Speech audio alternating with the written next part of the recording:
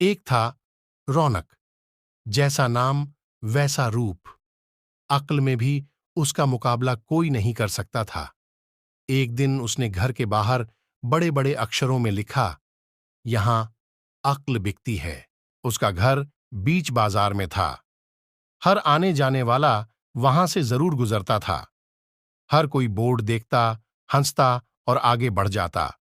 रौनक को विश्वास था कि उसकी दुकान एक दिन जरूर चलेगी। एक दिन एक अमीर महाजन का बेटा वहां से गुजरा। दुकान देखकर उससे रहा नहीं गया। उसने अंदर जाकर रौनक से पूछा, यहां कैसी अक्ल मिलती है और उसकी कीमत क्या है? उसने कहा, यह इस बात पर निर्भर करता है कि तुम इस पर कितना पैसा खर्च कर सकते हो। गंपू ने जेब से 1 रुपया निकालकर पूछा, इस रुपए के बदले कौन सी अक्ल मिलेगी और कितनी? भाई, 1 रुपए की अक्ल से तुम 1 लाख रुपया बचा सकते हो। गंपू ने 1 रुपया दे दिया। बदले में रौनक ने एक कागज पर लिख कर दिया, जहां दो आदमी लड़ झगड़ रहे हों, वहां खड़े रहना बेवकूफी है।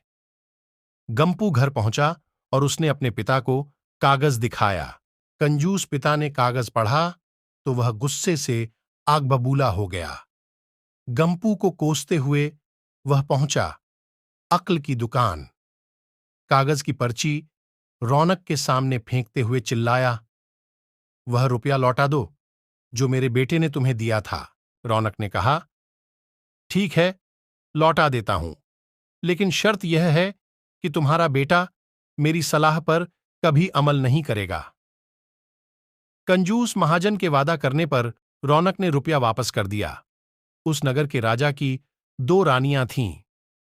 एक दिन राजा अपनी रानियों के साथ जौहरी बाजार से गुजरा। दोनों रानियों को हीरों का एक हार पसंद आ गया। दोनों ने सोचा, महल पहुंचकर अपनी दासी को भेजकर हार मंगवा लेंगी। संयोग से दोनों दासियां एक ही समय पर हार लेने पहुंचीं। बड़ी रानी की दासी बोली, मैं बड़ी रानी की सेवा करती हूं, इसलिए हार मैं लेकर जाऊंगी।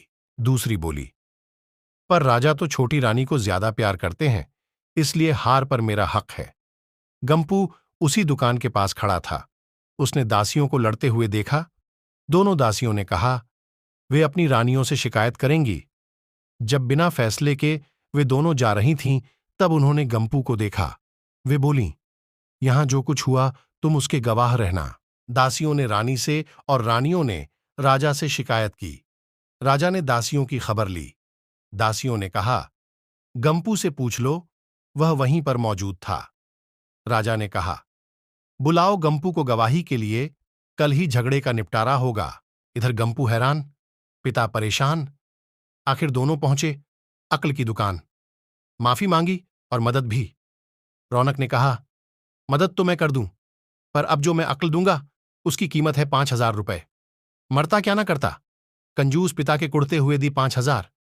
रौनक ने अक्ल दी कि गवाही के समय गंपू पागलपन का नाटक करें और दासियों के विरुद्ध कुछ न कहे। अगले दिन गंपू पहुंचा दरबार में। करने लगा पागलों जैसी हरकतें। राजा ने उसे वापस भेज दिया और कहा, पागल की गवाही पर भरोसा नहीं कर सकते।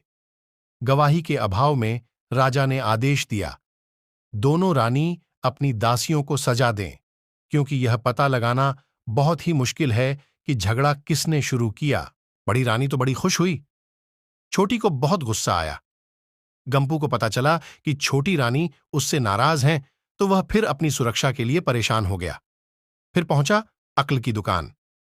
रौनक ने कहा, इस बार अक्ल की कीमत 10,000 रुपए।